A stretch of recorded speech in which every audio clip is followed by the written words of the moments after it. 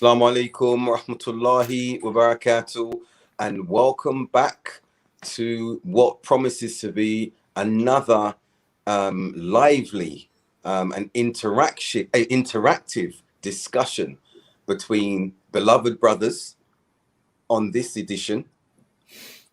And first I will ask the one in the red corner to introduce himself.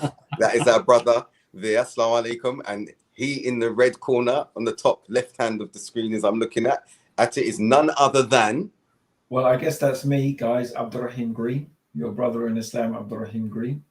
And down below, over there, wait a minute, that way, is our esteemed Ustadh, Dr. Professor Ustadh Alyas Karmani. Thank you, beautiful. Over there is Dr. Abdul Haqq, mashallah, with again our guest Alyas, as Abdurraheem has highlighted, taking center stage, mashallah, tabarakallah. And as the viewers from last week would have recalled, we felt it necessary that last week's discussion on the death of fatherhood, and a very lively debate, as we've mentioned, be followed by today's discussion, manhood versus toxic masculinity. And I want to throw it right out there now and asking our brothers, Abdurraheem, Alyas, what is manhood first? How do we define manhood, and according to what categories or criteria? Abdurraheem. Oh, I thought you were gonna throw. You caught me there, bro. You can defer. You can defer if you like. You caught me with my anyway, bro. So alhamdulillah, manhood. Yeah. Gosh, I mean, I don't, to be honest, I haven't really, I mean, this subject, I'm more interested in toxic masculinity from the point of view of what is the origin of this idea of toxic masculinity, where does it come from, and how much can we agree with from the Islamic point of view. So I don't know, I mean, for me, what does it mean being a man is very similar to what does it mean being a father. But I guess it's to do with qualities of leadership. I think that's something that is intrinsic to manhood. I think a part of manhood is it's taking responsibility. It's a lot to do with that. And I think manhood, is about being a thinking, thoughtful, acting, less on impulse and much, much more on a process of rational thinking and well thought out behavior patterns. I would say that's key. And if there's something that is supposed to make a man stand out, surely it must be that. It must be his ability to rationally look at things in a relatively unemotional way. Relatively unemotional. I don't think humans can be totally unemotional. It's not possible and it's not desirable. But I say relatively. That I guess those are the essential characteristics that really set men apart. That's my foray into this particular discussion. Yeah, there you go. That's it from me for this particular, throwing it at me. Thanks, Abdul Haqq. No, I had to throw you under the bus in that one. Yeah, but you didn't even flipping delay, bro. Like, matching up in the first three excellent answer, though. Abdurraheem, excellent answer. No, jazakallah khair. I think that set the premise, the tone. Alyas, what would you say concerning that on top of Abdurraheem? I think, look, from the Quran perspective, first Allah says very clearly in the Quran, وَلَيْسَ ذَكَرُ كَالْأُنْثَى. The male is not like the female. So there's basic biology. ذَكَرَ أُنْثَى. And ذَكَرَ أُنْثَى is actually in the Arabic language refers to obviously private parts as well, yeah? So fundamentally there is a recognition of biology. And then from that, Allah Ta'ala is making it absolutely clear, qualitatively, uniquely different creatures. And I think this is very important that we believe in two genders. And that's it, absolutely, fundamentally that. And then the concept of Next, what it builds on is that we have the basic biology that is nurtured. So the real question is, what does it mean to be a man, to be rijal? And I remember one of my ustads, he said it brilliantly once. He says, we have males, but not men. And I love the way that he put that. And so the concept of rijal and nisa is the social construction, really. Is based on the socialization, cultural nurturing and development, social, political, and most importantly, I think when we talk about the crisis, the more it goes away from prophetic guidance and the more it's defined, obviously, fundamentally in materialistic terms. And the crisis has always been there, the crisis of masculinity in every single age, because you either have masculinity constructed by the best of men, who are, as Allah Ta'ala makes it absolutely clear in the Quran, وَمَا أَرْسَلْنَا قَبْلَكَ إِلَّا رِجَالًا نُوحِي. And not only did Allah send Anbiya and Rasul, He sent men as messengers who were inspired, embodying noble characteristics of masculinity.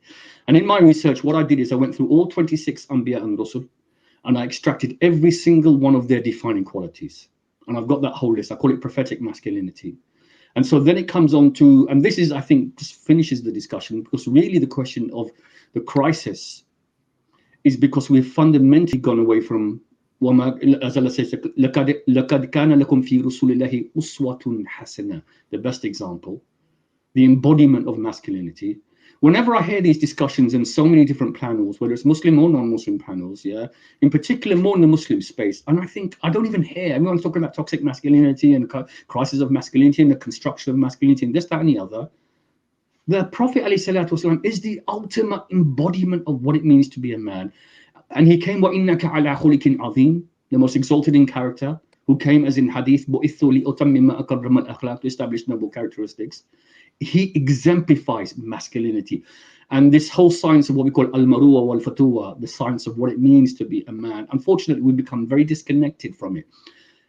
So this comes on to why I chose this in my thesis to actually focus on this. And I start off in the first paragraph of my thesis. I said, when I look back on it, being a man is probably one of the most powerful influences in my whole life. And it shapes so much of what it is about me on a emotional, psychological, physical, biological, it goes on and on. Yet I had no formal instruction of what it meant to be a man. I had no one sitting me down and actually giving me formal lessons. This is what it means to be masculine truly. So therefore, me as a 70s and 80s child growing up in those formative years, I realized my construct came from two things. One, looking at the men in my own life and their cultural paradigm, and it wasn't particularly great, I have to say. And the second thing was the predominant media of the time, which back in the 70s and 80s, film, drama, whatever it was, yeah? And then third, peer influence. So essentially, when we talk about the construct of one of the most powerful aspects of me as a man, my masculinity, what Allah Ta'ala refers to in the Quran, الرِّجَالُ قَوَّامُونَ عَلَى النِّسَاءِ, it's being shaped by all of these very, very dysfunctional influences.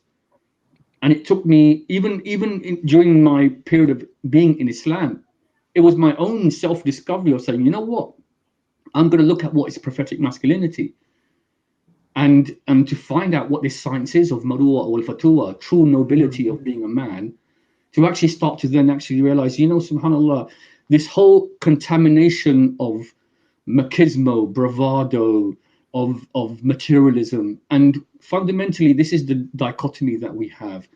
We have masculinity either shaped fundamentally by market forces where men are reduced to an economic unit, or we have to elevate ourselves to that and actually seek prophetic masculinity. So the question is, what does it mean to be a man? Thank you for that, Alyas. I think both of you have made some very, very profound statements that we can unpack and build upon that. And Abdurraheem, you said something which was really interesting on the perception of manhood and balance and leadership and focus. So let me ask, in contrast to that then, the man who's emotional, highly emotional, highly strung, reactionary, does that detract from his masculinity? Is that a contrasting thing to the construct that you've highlighted? Because it's a good construct, but is there something that diminishes Oh, just straight up, what diminishes Yeah, that masculinity? I absolutely think it does. Why? Absolutely. Yeah, basically.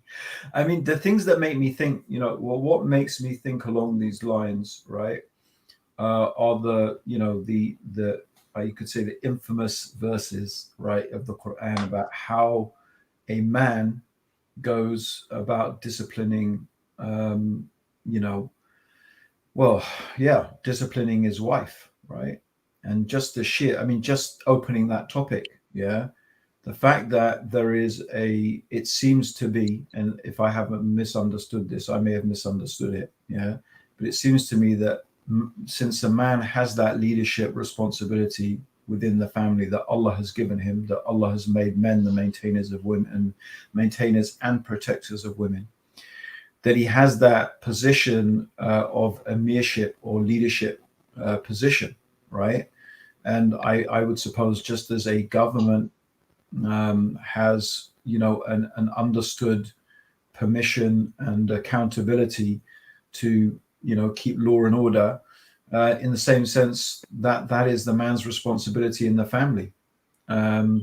And so I remember reading about, Ibn Abbas, is that, the main theme, however, is contrary to what one may think, is that the man has to be extremely patient.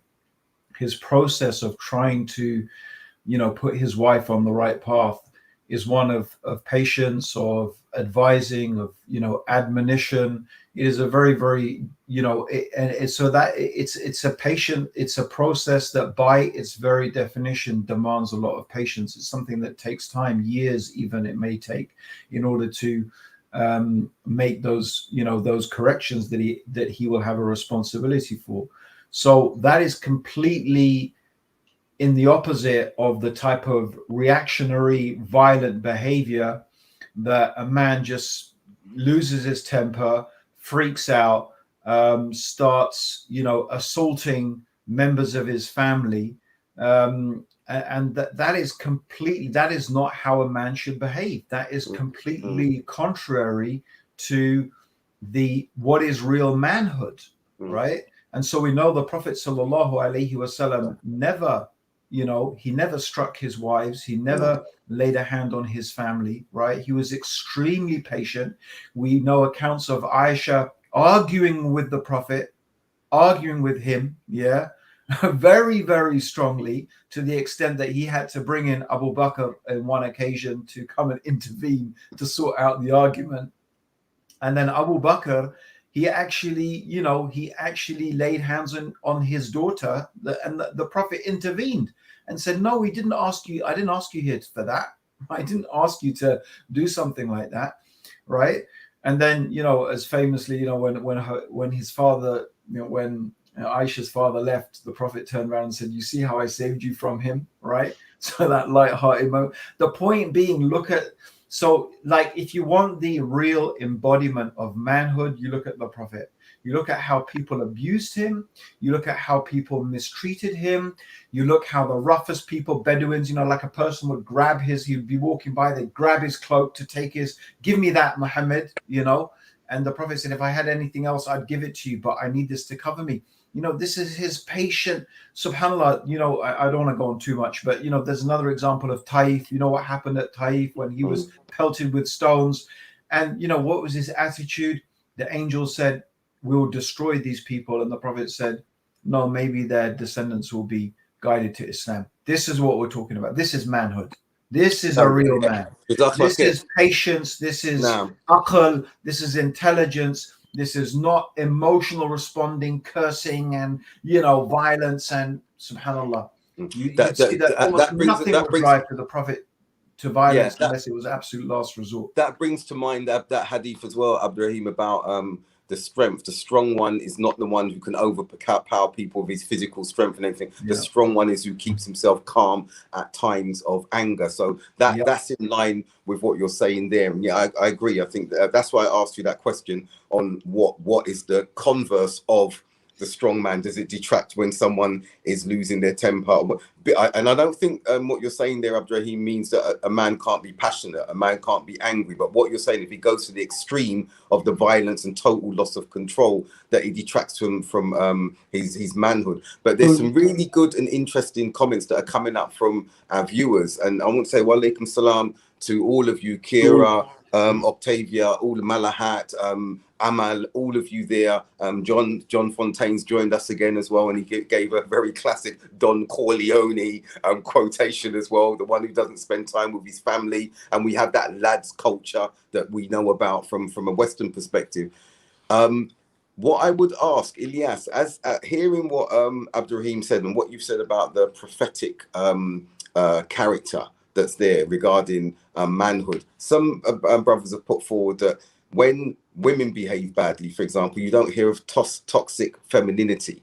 Okay, you had earlier comments that came in before as well. There isn't such a thing as toxic masculinity. Masculinity in and of itself cannot be toxic, but there's a perception that it can be toxic. So that's what I'm saying. Let's jump into that now. Well, so I'm not going to jump into what is toxic masculinity? As I said, you know, this whole idea of crisis of gender, of roles, of what does it mean to be a man, be a woman, be a fundamentally define yourself as a human being. This existential crisis, you're right, we are experiencing this at the moment in the world. There's a fundamental crisis between those people who define themselves, as I said, in terms of faith values, in terms of prophetic values, and those people who are defining themselves in terms of materialistic values. So you're right. But I'm going to add something a bit more about what we call so-called toxic femininity, yeah? Because let us make it absolutely clear that men, Allah makes it in the Quran, that our societies are patriarchal. And this is part of the dichotomy. What we have is that we have radical feminism, which is against all forms of patriarchy. And then we have the reaction to that with the manosphere and very toxic masculinity movements, who basically then dismiss all of the rights of women. Yeah. And as we said, wasitiyya in everything, we follow a middle path. Now, Allah Ta'ala makes it absolutely clear, الرجال قوامون على النساء, that the man has a qawwam. Allah's ultimate infinite wisdom, Allah subhanahu wa ta'ala put man in charge. And again, let's look at the prophetic example of how the Prophet ﷺ administered qawwam. I'd break it down into three characteristics I've identified, and I use this in management training as well. I said, if you exemplify these three characteristics, you will find that you will create followers. The first, al-ilm. The Prophet ﷺ led with knowledge, evidence, facts. And this is actually one of the qualities of all of the Anbiya. This is the number one quality of masculinity: to be an educator, to be a teacher, to base your life based on knowledge and understanding and facts, not based upon your own whims and desires and your own emotional reaction and things like that. So the Prophet ﷺ was an educator. He taught his family, he taught his wives, he taught the Ummahat al-Mu'mineen. He led by example. Number two, rahmah. وَمَا أَرْسَلْنَاكَ إِلَّا رَحْمَةً لِلْعَالَمِينَ. The amount of hadith that we have on the mercy of the Prophet ﷺ is just phenomenal. And the Prophet ﷺ would serve his families, and the basics of that rahmah is that the Prophet ﷺ served others before he served himself. Third, al-adl, justice. إِنَّ اللَّهَ يَعْمُرُ بِالْعَدْلِ وَالْإِحْسَانِ وَإِيتَاءِ ذِي الْقُرْبَى. The Prophet ﷺ administered justice with ihsan, with excellence, to those who are ulil qurba, those close to him. If you have ilm, adl, and rahmah, believe me, the reaction that you will get from the females who are obviously in your qawwam will be nothing other than devotion and following to the ends of the earth. And so when we see a toxicity in females, it is basically a manifestation of, and people don't like it when I say, it's a manifestation of the poor leadership of men, that they are not administering with ilm, adl, and rahmah. The last point, building on what Abdurraheem said about emotional, it wasn't that the Prophet ﷺ wasn't emotional, he was, but he had immense emotional control and emotional intelligence. And this is again masculinity. The hadith which exemplifies it more than anything else is when the Prophet ﷺ lost his son Ibrahim, and he's crying. And one of the companions, Abdurrahman ibn Auf, he comes to me, Ya Rasulullah sallallahu alaihi wasallam, what is this? He says, this is rahmah. This is mercy. The eye and the hadith, the eye sheds a tear, the heart feels sadma, sadness, but the tongue never utters anything which disobeys Allah. That is the embodiment of emotional control, balance, and perfection. The Prophet ﷺ said, you can cry, it's okay, but you keep it all within limits. Because you need, as men, you know what? Part of what's toxic about men is the stoicism. Keep it in, don't cry, Don't let it out. Don't show weakness. No, show weakness, but keep it within a limit. Because you know why? Why is it that on a global level that the main source of death for men from 18 to 45 is suicide? We have 800,000 suicides every year globally. It's the main source of death for men 18 to 45. Why? And with male suicide, what do we learn? Everyone always says, I just finished a big project on suicide just now, suicide prevention. What they always say is that we never knew that he was going through this. You've got to let people in. I'm feeling bad. I'm having a bad day. I'm in the zone of distress. So that the appropriate support network is there for men. And it's not weakness, it's strength. Because it's about emotional control and emotional intelligence. Let me come in there.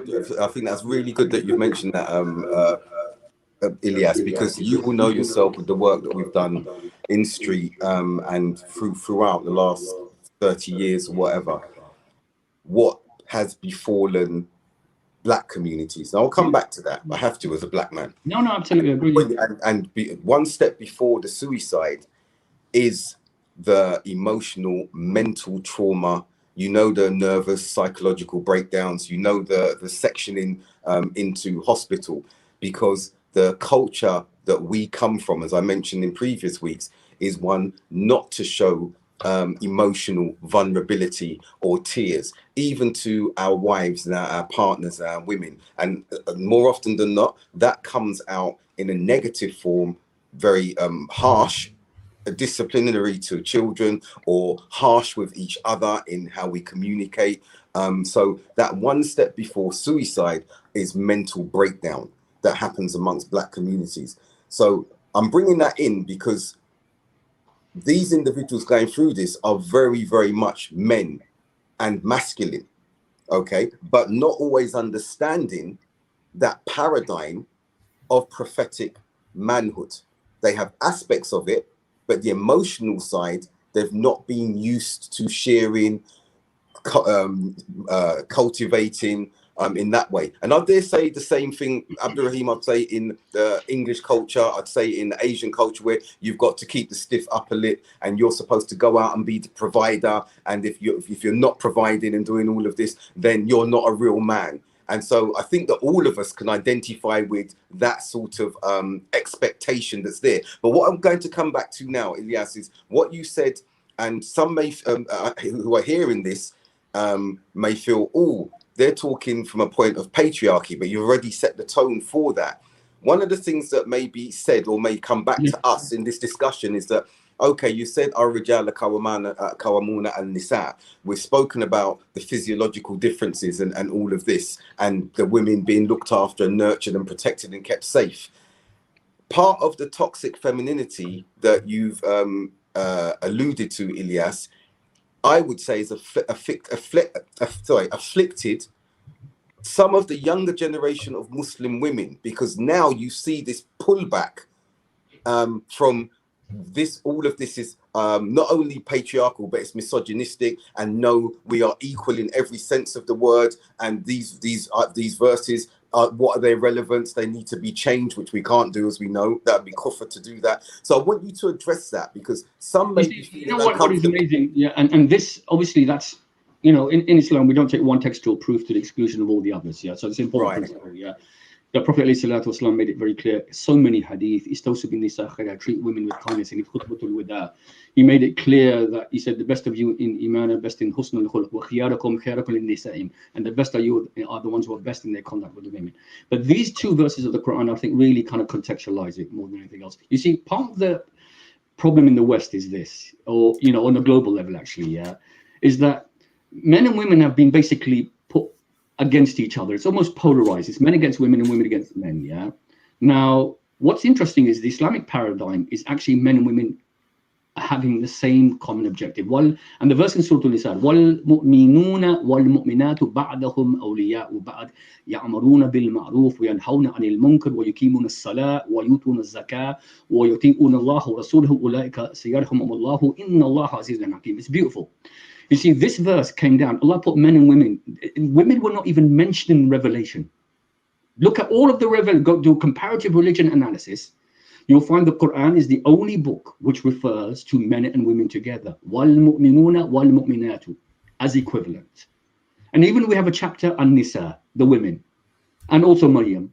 And An-Nisa begins with that women have rights. Allahu Akbar. This is unprecedented. This is and so the point I'm making here is Allah Ta'ala says, وَالْمُؤْمِنُونَ وَالْمُؤْمِنَاتُ بَعْدَهُمْ أَوْلِيَاءُ بَعْدٍ, that the believing men and women are awliya, helpers, friends, and protectors of one another. I.e., our whole objective is partnership with one objective, to worship our Creator. So fundamentally, it recognizes qualitative difference, roles, responsibilities, division of labor, all of these things divinely revealed, okay, and yet perfect complementarity to achieve our objective. And obviously that doesn't mean a free-for-all of them in being awliya, obviously within the limits of the Sharia as well, yeah? Then the verse which is in Surah Al-Ahzab, I've got to say this is probably the most beautiful verse. And so there can't be toxic masculinity when you have a verse like this. The tafsir of it in Surah Al-Ahzab, verse 35, is beautiful. Salama said to the Prophet ﷺ, the mere fact that she can say this to the Prophet ﷺ just shows you how he empowered the Ummahatul Mu'mineen, his wives, to be leaders, educators, and teachers. And Salama was a woman of enormous intellect, as the Sulh Hudaybiyah, the Treaty of Hudaybiyah, tells us. Yeah, she said to the Prophet ﷺ, why is everything for the women, men not for the women? And then Allah he revealed this to him while he's in the masjid, and then he calls out to Salama and he recites, Innal Muslimina wal Muslimat wal Mu'minina wal Mu'minat wal Qanitina wal Qanitat wal Sadiqina wal Sadiqat wal Sabirina wal Sabirat wal Khashiina wal Khashiat wal Mutasaddiqina wal Mutasaddiqat wal Sa'imina wal Sa'imat wal Hafidhuna furujihim wal Hafidhat wal Dhakirina Allah kathiran wal Dhakirat Adda Allahu lahum maghfiratan wa ajran azima. And it's beautiful. He said, for the believing man and the believing woman, for the righteous man, for the righteous woman, for the upright man and the upright, for the truthful man, and it goes on and on like this, for the fasting man, for the fasting woman. Complete equivalence before Allah subhanahu wa ta'ala. In terms of reward, in terms of punishment for if they disobey Allah ta'ala, everything equivalent. And that's why we have equal pay legislation in Islam for the man and woman for the same job. Okay, and then Allah Ta'ala finishes by saying, for them, Allah Ta'ala has prepared for them forgiveness and a great reward. Now, so this is a context. So let's be absolutely clear. However, despite this, Allah Ta'ala has recognized qualitative difference between men and women, and then gives them the appropriate roles so they can excel in each other's fields. In their own respective spheres of influence, they can excel. It's like me, for example, if I give you the analogy, if I, for example, took a refuse collector, and there's no disrespect because they play a fundamentally important role in society, and I said, do brain surgery. The person, I'm deeply oppressing that individual, and that's going to cause harm in society and poor people because they're not qualified to do that role. Even with, training, and perhaps not. And it's likewise, we have qualitative difference between men and women, and there has to be a fundamental recognition of that. However, as I said, when it comes to leadership, when it comes to the leadership of the Prophet ﷺ, these qualities, knowledge, mercy and compassion, justice. And I challenge anyone, your leader administers those three qualities with you. What will you do? You will do nothing other than follow that person. And likewise, if you have a just man like this, and an honorable, noble man like this, okay, what does a woman do? Except find that there is a natural qawam, that she naturally follows the leadership like that. Now, people want to deny that or reject that or not accept that. And that reflects the actual chaos and confusion of third way thinking that we have now as we become everything. There is just no, everything, all behaviors have become fluid and relative. Yeah. And so anything goes now in our current environment. Yeah. And that's part of why we have so much polarized toxicity between men and women. And there's no partnership. What I say, no, in fact, Jazakallah khair. So Ilyas and Abdurraheem, Ilyas mentioned the point where with those three characteristics that if a female is showing toxicity in that instance, it's more of a reflection on the man's inability with regards to leadership. And to an extent, I will agree with that.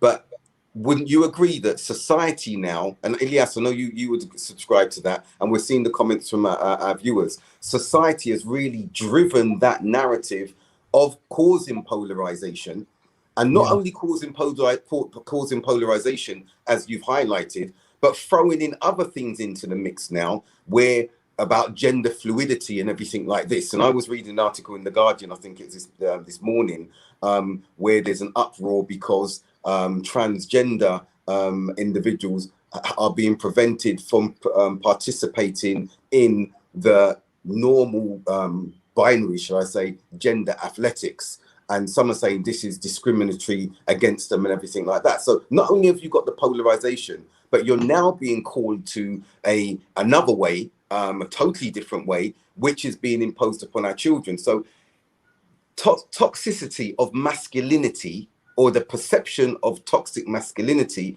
is perpetuated when individuals like us, I would dare say, no, there's only two genders. We don't accept that. Or like what's his name, the comedian very recently has stood up and said David Chappelle. Chappelle is being bombarded now because he said that gender is an issue. There are only two genders. So that only perpetuates that accusation of toxic masculinity, because what society is now throwing upon us, foisting upon us, we're rejecting and saying no, male, female. So even more so saying, look at this. This is toxic masculinity right there. Abdurraheem, do you agree with some of the points I've made? Yeah, bro, I definitely agree with pretty much everything you said.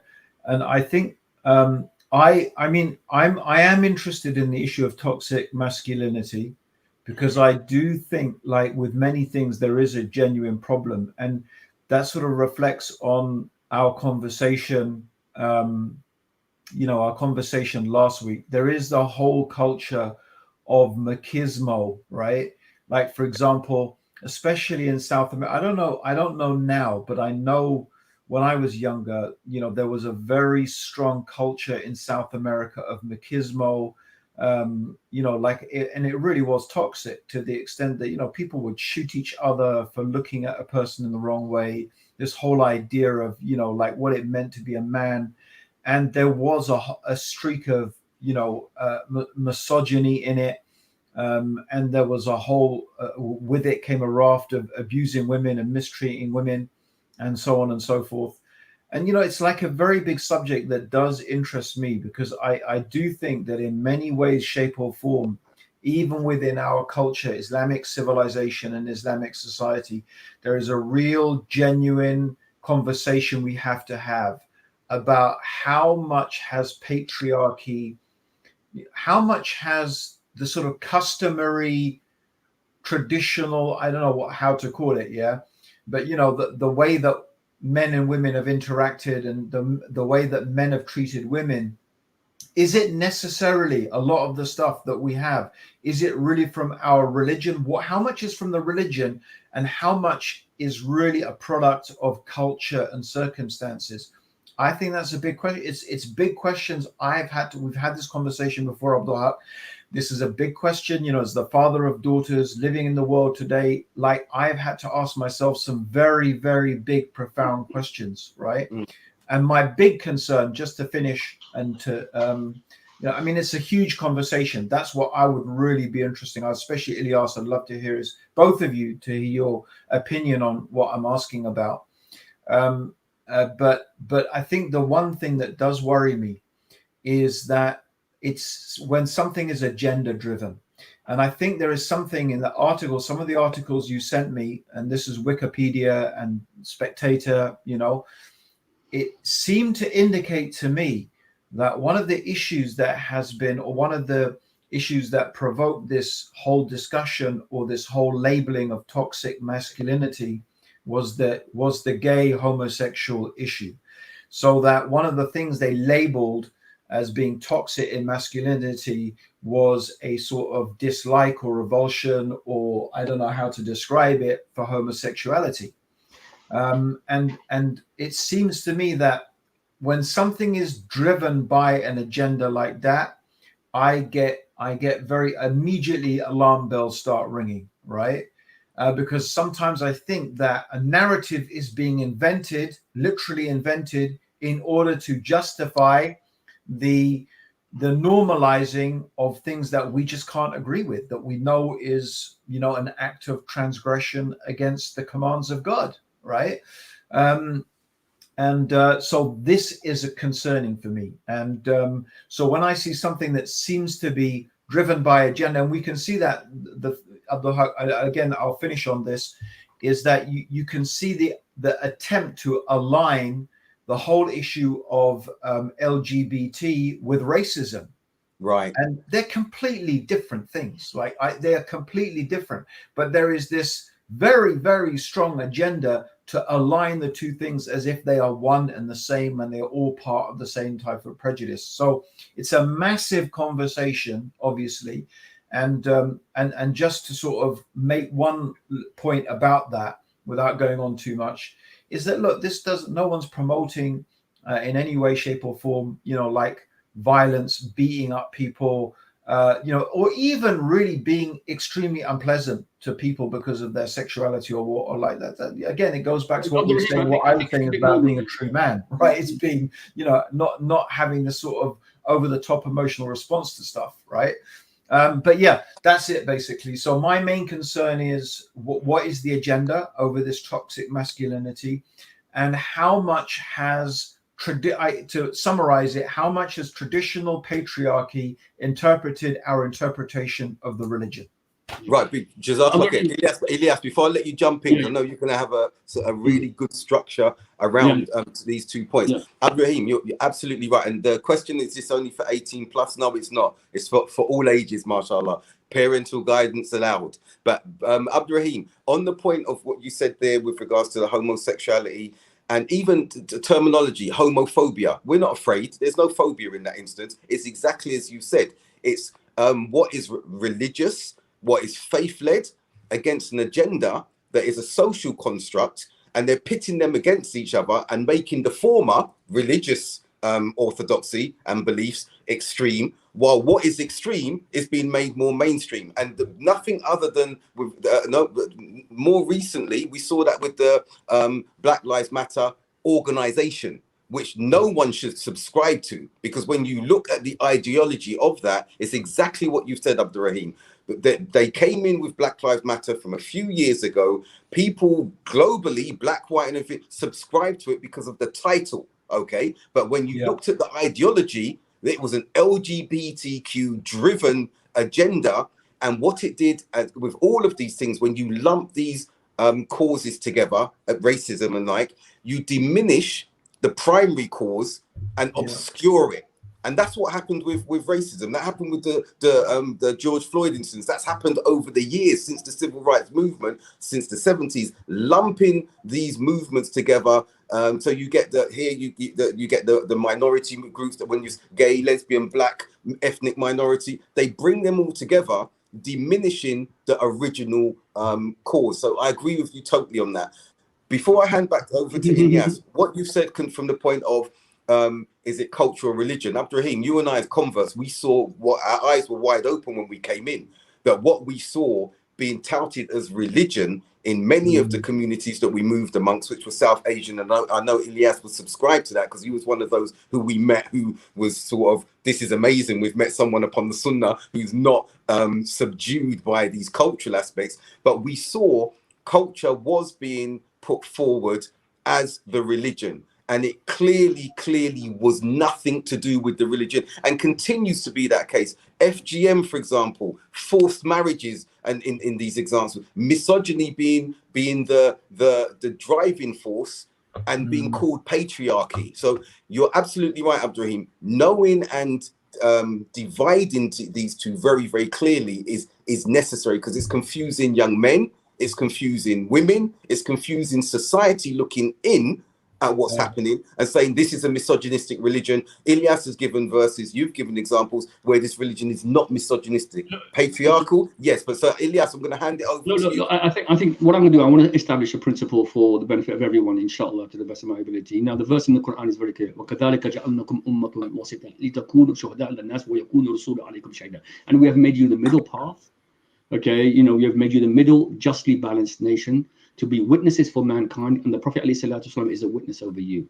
Now, the reason I want to mention this is because, look, Abdurraheem, what you're talking about is essentially the weaponizing of identity politics. We have a whole range of identities out there, and Muslims should not fall into it. That's why I don't subscribe to a lot of Muslim identity politic movements And because again they're falling into this same trap of basically just pitting themselves against other identities, and then it becomes basically a free-for-all in terms of who gets political influence to actually weaponize their particular identity, and then it becomes polarized against others. Yeah, we are not an identity, we are a deen, a complete comprehensive way of life. Yeah.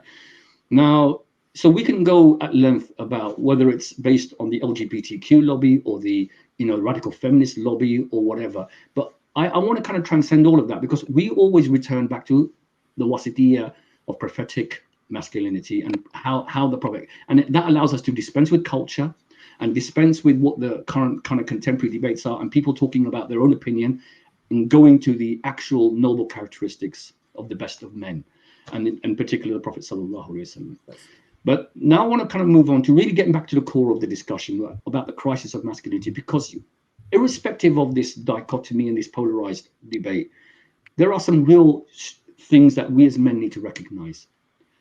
Philip Zimbardo has written an amazing book on it. There are two brilliant books on it. First is The New Manhood by Stephen Biddulph, which is an amazing book, yeah. And Stephen Biddulph provides a really balanced approach to what's going on with contemporary masculinity. And then there is Philip Zimbardo, famous for the Stanford prison experiment. Yeah. His book, Man Disconnected. And he talks about the demise of guys. So let me just tell you what Philip Zimbardo is saying. Talks about the demise of what, bro? The demise of? The demise of guys. Okay, that's the demise of guys. Okay. Yeah. But it's called Man Disconnected. Two really good books. Now, Philip Zimbardo's research is based on a sample of 10,000 American males. And this is what he basically says. He says, by the age of 21, the average American male has spent 10,000 hours surfing, gaming, and watching porn. And he says this has had a profound effect on neurologically rewiring their brains and almost dumbing down their emotional centers. It almost completely annihilates the emotional centers of the amygdala and the frontal cortex. And this is why he says, when you look on a global level and you look at the indicators around men, and I'm going to just mention some of these indicators. Men have lower life expectancy. Men routinely fail at relationships. 90% of the acts of violence in the world are perpetrated by men, and 70% of the victims of them are other men. 90% of the children with behavioral problems in school are boys. Okay, 3 times more likely to die from preventable causes, motor vehicle accidents, etc., etc. 80% of the homeless, 90% of the prison population. The leading cause of death for men, as I said, 15 to 45 is suicide. Mental health, physical health, mortality. Men lead all the statistics. Just being a male is the biggest risk issue of all. It is a real challenge that we have. And so what both Stephen Biddulph and what Philip Zimbardo are saying is, yes, there is something fundamentally going wrong in our society. In comparison, and I'll finish with this point, because this is really shows the challenge that we have in terms of a crisis. And I see this here in Bradford, in the UK, on a global level.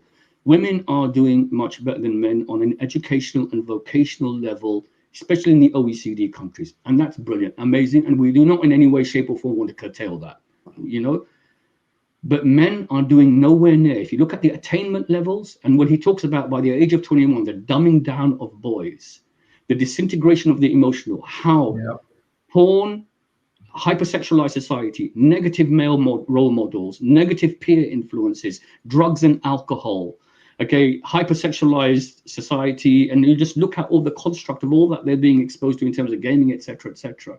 They're doing nowhere near as well as females. We're not, and let's just say that we want an equivalence of it, and the facts are all there in his book. He's talking about on an educational and a vocational and a sociological level. So therefore, basically what we're talking about is emasculation, basically. Really. No. It's more than that, Abdurraheem. It's a profound asymmetry that we have at the moment. And when we have this asymmetry, and we are not teaching boys noble characteristics, how on earth do they assert qawwam? Because we're not teaching them the prophetic way of ilm, adl, wa rahmah. So it's like this. If the only tool in your box is a hammer, then what do you use? And that's the profound crisis that we have. And I see it here in the UK, in our communities. And this is why I want to get away from the whole discourse around radical feminism and the manosphere and incel movements and everything else. I want to get away from that to actually look at the real. Look, Abdul Haqq, you and I know, we've worked in Feltham. Okay, do you know 80% of the kids in Feltham are Muslim? Yeah. Do you know that for the first time ever, Black and Asian boys are the majority of young offenders here in the UK. There's something profoundly wrong in what I said right from the beginning. Sitting down and mentoring our boys on what it means to be a man. So Ilyas, quickly, just to jump into and come back to you, you mentioned the point about the inability of the youth to assert being Qawwam and Qawwam being responsible. Now, is it an inability that is only from them and not having the tools to do that? Because there's an assumption that in asserting that, there's a dominance that needs to be implemented. Shouldn't it be a societal condition or environmental sort of readiness for them to slip into that position?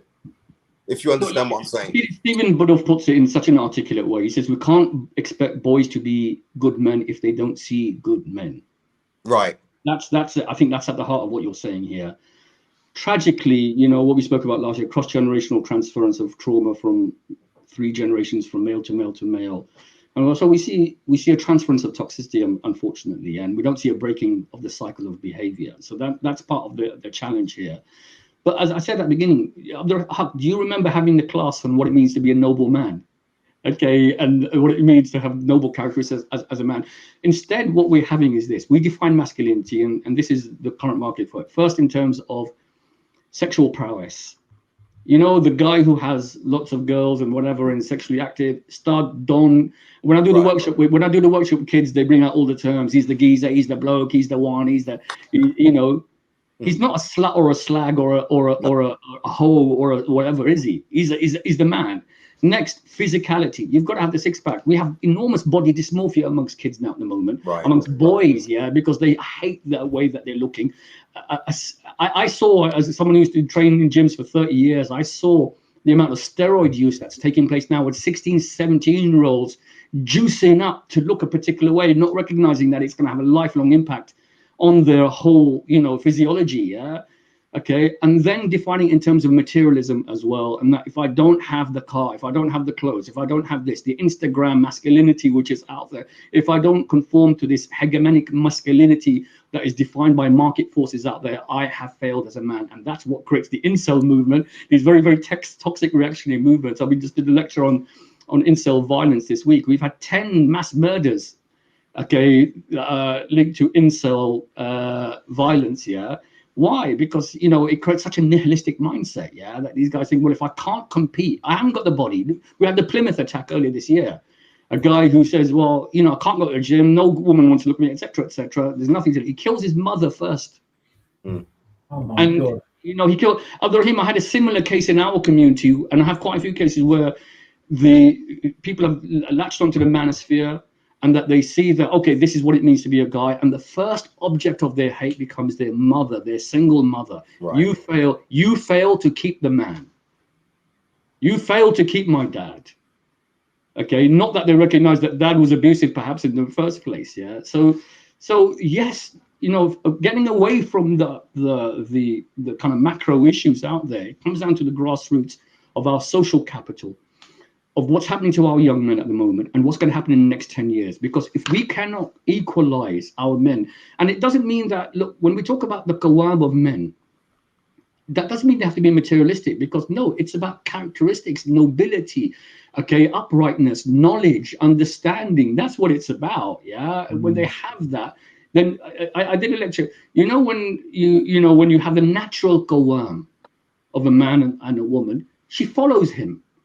But when she's earning more than him, she's more intelligent than she's more empowered than him and everything else. And I'm not in any way saying that, you know, we don't want women who are strong and empowered. It's just a different dynamic. And if the man hasn't got tools, and he's set, as Abdurraheem said, in that cultural paradigm, I'm afraid he's only got one tool in the box. Can I give an example of that, Ilyas? And Abdurraheem, when I was working in Southall, when I was working in the legal profession in Southall, a classic example of what we saw, and Abdurraheem, I think you may have dealt with some dawah in that instance, and you, Ilyas, as well, is we were seeing, remember in the 90s when the Somali community, there was an influx of them as refugees coming into the UK. And one of the things we saw in Southall, in the firm that of solicitors I was working for, is that when the women were coming over, they were divorcing their husbands. Okay. And I remember sitting in one of the cases, like, what's going on here? And they said, well, what good are our husbands to us now when we've come to a society where we get benefits, we get housing, our children going to school free? What are our husbands doing? They're not qualified. They can do nothing. We don't need them. The state gives us a lot more. And when we were seeing that on a community scale, okay, we just waited to see what the effects it would have on the Somali youth a generation or two later. And you only have to look now. Remember, Abdurraheem, you saw Streatham, and I'm not saying everyone is Streatham. We're from South London. Alyas, you're from South London. We saw a ghettoization amongst the Somali next generations, and they became as prolific in the gang culture as the black communities, and still are. And that breaking away where a society facilitated women saying, we don't need our men. Our men are insignificant. And Abdurraheem, you mentioned a key thing there. This is another conversation, maybe for another time. The emasculation of men, and societies cause that. There are elements, I think, that some mothers, not deliberately, mothers who may have been in a bad marriage, an abusive marriage, and they want their sons to grow up to be that righteous, balanced man. Everything their father wasn't to them, tend to shape or emasculate inadvertently on some occasions, that child into being how they want or perceive that man to be. And they strip from them those elements of manhood that are required, thus causing confusion amongst those men. And I'll stop on this point and hand back to Abdurraheem. And one classic case, which you both might know, and I don't want to give too much details, is a confidential case that Alyas and I dealt with, was of a particular convert to Islam who became extreme, went off to Somalia, joined Al-Shabaab, was very brutal, very violent, and was killed over there.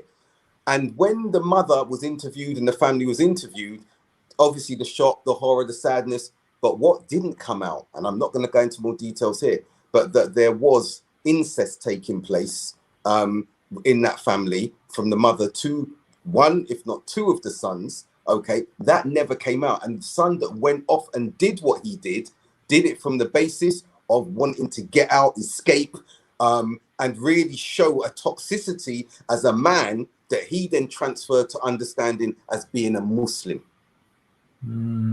It's overcompensation, you know, from emasculation to hypermasculinity. It's a total overcompensation. It's a flip from 180 from one position to another. And that's exactly what happens when you don't have that balanced middle path of instruction, guidance, mentoring with compassionate males, with knowledge and understanding and prophetic qualities.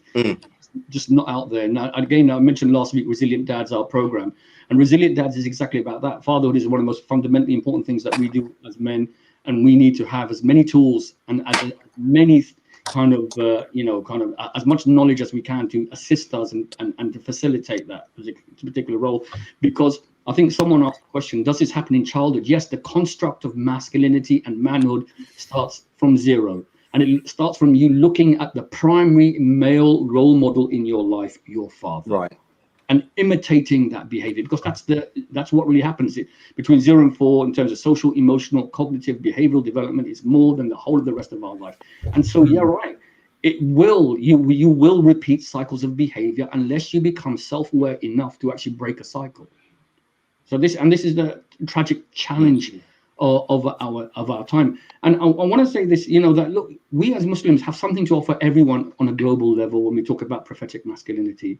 And we talk about all of the qualities of the Anbiya and the Rasul and how they dealt with their respective societies, with their own cultural, social, and political dynamics, which are, totally relevant to our times on a global level as well. We need to offer this. We need to offer these programs. We need to put this into a context. And if we don't, then you're right. We have just the most reactionary and toxic elements coming out. I see so many people talking about this area, and they never go back to prophetic masculinity and the way that and as I said, all of our Anbiya and Rasul, none of them were materialistic. Even though some Allah made kings, and some, like the Prophet ﷺ, he was the servant of Allah subhanahu wa ta'ala. Yeah, right. And they were not materialistic. None of them, were people of, you could say,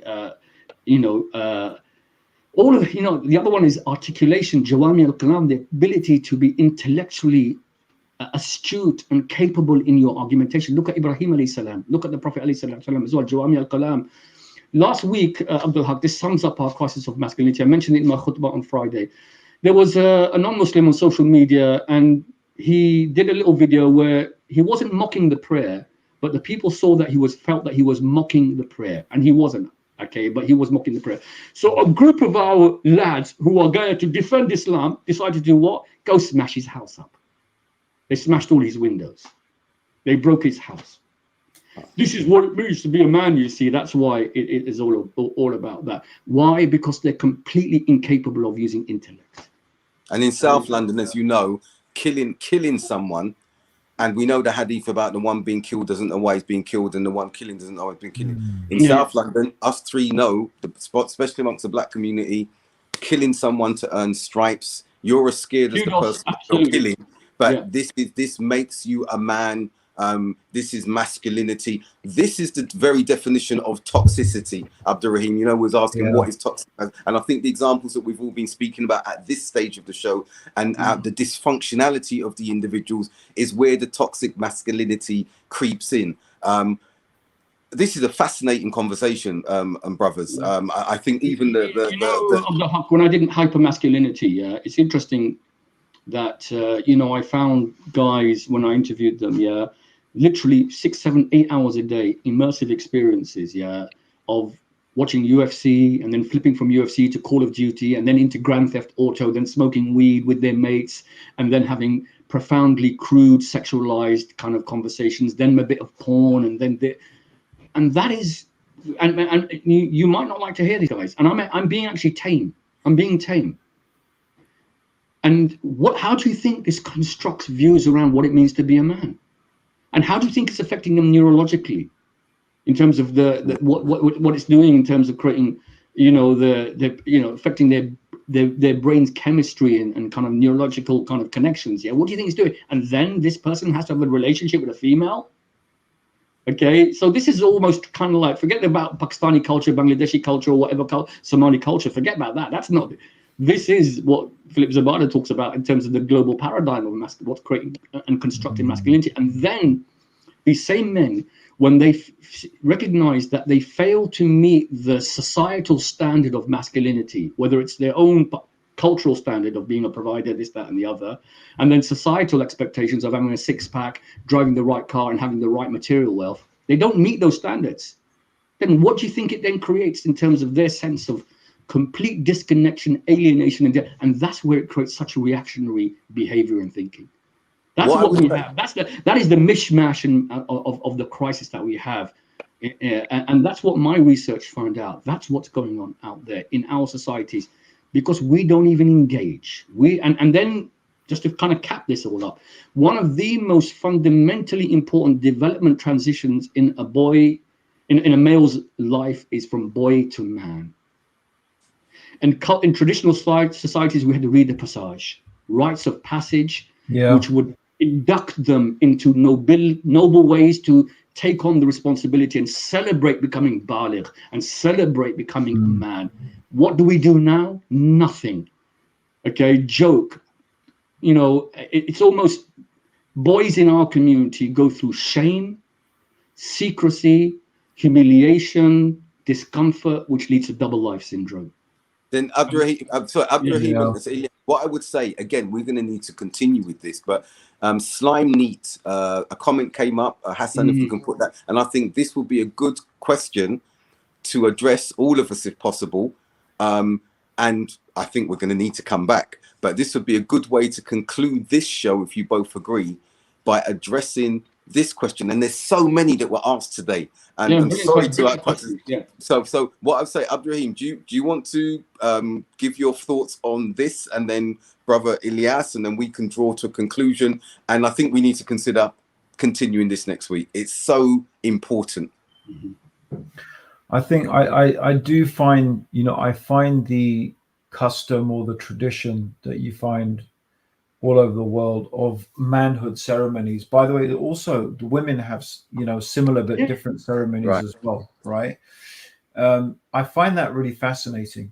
that something marks that transition, but it's not just man, it's the transition into adulthood, right? And that's a whole nother another conversation about this artificially constructed idea of being a teenager, right? Right. And that Right. somehow this age, this teenager years, you have a sort of license to behave in a particular way, right? And I particularly, I guess, if you're white, yeah, you have a license to behave in a particular sort of way that no one else would accept, but it's accepted because you're a teenager.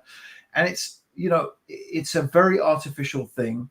I mean, like I said, we said before, you know, I wouldn't say it's the first time in history. Nothing's the first time in history, right?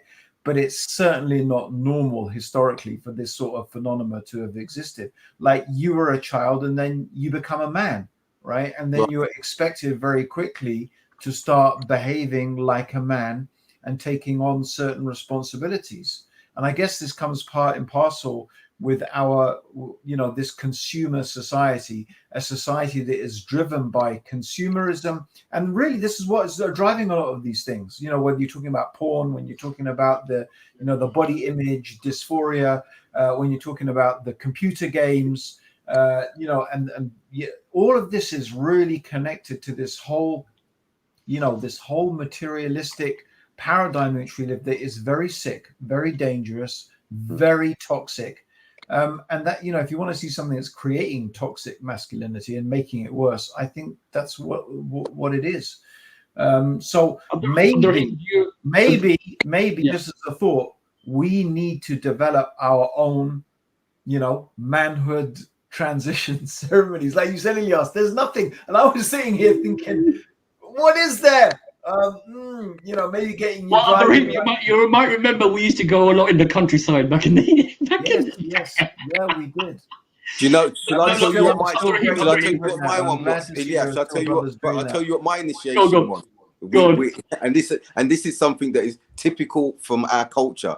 So, and you went to school with some of the Ilyas, but as I was growing and hit teenagehood and everything like that, without warning, my peers, somebody who were older than me, you would be thrown over a garden wall walking down the road, or if you're in the house chilling with your friends, and you would be beaten, and I mean elbows, everything, and you cannot cry. You're in pain, you're in agony, and even if you get angry, if you show anger to retaliate because they're stronger than you, the violence will be even more. And I remember growing up like that amongst some of my friends, and they are close friends, and you accepted it because it's what was done. But you might say that's brutal, it's violent. I'm not saying this should be in this. This is not a suggestion for what we should do, my brothers. But then one of the things it showed me, and I realized it afterwards with hindsight, some of the things that we experienced in life, which was the circle I was in, which was violence, because of the violence that I had been initiated into, when it became real violence, it's normative. It wasn't a thing. It was normative. Yeah, it wasn't as bad as what I'd been initiated into. Now, that's a bad initiation, I would say. I'm not advocating that. And Haqq, remember all the parties as well, the party culture and the alcohol and drugs. That was all part of it as well back then. Definitely, definitely. And that's still going on today, as I mentioned, I alluded to earlier, with the gang violence and the initiation of killing an individual, shanking an individual. So this is toxic masculinity that needs to be diminished. And we do need to go, as you said, Abdurraheem, when you think of what rites of passage, according to, is there a sunnah way to do it? Is there a way that maybe it's not in the sunnah, but it's permissible that we can do? You're right, we don't have it. It's the alcohol, it's the hedonism. You know, Abdurraheem, and with the three of us used to do there is a tradition in Islam, in the sunnah. And it's to celebrate becoming baligh, to becoming a man, and therefore the fara'id now are obligatory upon you. The obligatory. Yes. And to start giving our youth induction into leadership. You know, but we don't. What we have are elders just holding on to leadership. Anyway, that's a separate point. Abdurraheem, do you remember Fight Club, the film? Yes, I do. Yeah. And if anyone wants to watch a film which really kind of encapsulates this dynamic of what happens when you have what I call the nihilism of man, the total annihilation of masculinity by defining it as an economic unit. Men want to then seek something that makes them connect to something more meaningful in their life. and this is what creates fascism essentially, and that's what and misogyny. Yeah, that's what essentially Fight Club is all about. Yeah, I just want to respond just to finish with today. Someone asked, how do we get back to traditional roles? Yeah, how do we get back to this traditional roles? And I think even the term traditional roles has become so maligned and distorted and weaponized and politicized and confused. What does it actually mean? Okay, traditional roles, because interestingly, the Nazis also believed in traditional roles. Okay, so what is, and that's why I want anyone to go back to the verse that I mentioned in Surah Al-Tawbah, yeah, verse 71, وَالْمُؤْمِنُونَ وَالْمُؤْمِنَاتُ بَعْضُهُمْ أَوْلِيَاءُ بَعْضٍ. The belief, and this is our role. This defines that the believing men and women are helpers, friends, and protectors of one another. They enjoin what is good. They forbid what is wrong. Okay, they perform their salah. They give their zakah. They obey Allah and obey His Messenger, and Allah will bestow His mercy on them. Allah is almighty and all wise. So what is your role? Your traditional role is to worship your Creator. That's it. It's as simple as that. And if that becomes our defining existential purpose and reference point, and we go back to the Quran and Sunnah and the example of the Prophet ﷺ in administering this role, and we almost kind of extricate ourselves from these cultural dynamics which are in opposition to that, then alhamdulillah, you'll find that that interaction between men and women will be based upon, will be that which truly gives sakina, yeah, and will give, will create that real partnership and that real complementarity and reciprocity and justice and mercy, yeah, and that's what we've got to get back to. Jazakumullah khair, really. Again, I think this has been another fascinating show, and the insights that have been shared, not only by you brothers here, but by the comments and brilliant comments. Yeah, I think it's been amazing. We are going to need to discuss, my brothers, continuity, and we can do that off the show. But I hope that the viewers who have been participating and been listening and watching are taking some benefits away. I am certainly from my brothers here tonight, inshallah. Abdurraheem, last words, and we can conclude. Well, I guess one of the things we have to do as well is make dua that Allah, we should never forget, to turn to Allah, to make dua to Him. All of this, I guess, all of these conversations we've had today and yesterday is, at the end of the day, it comes down to responsibilities and fulfilling our amana generally, as worshippers of Allah. That's what it really comes down to. And fulfilling the imana of being a man is part of that responsibility that Allah has given us. So, obviously we turn to the guidance of the Quran and the Sunnah, but also to make dua that Allah subhanahu wa ta'ala guides us on the balanced way, as Alyas, Jazakallah khair, mentioned, Islam is that beautiful balanced way. So that's my final words. Jazakallah khair. Everyone for listening and tuning in. Yeah. Yes, and inshallah, you've been listening to A Piece of Cake. A Piece of Cake. And we will see you next week, inshallah. Jazakallah khair. Assalamu alaikum, brothers. Take care, inshallah. Fantastic. Assalamu alaikum.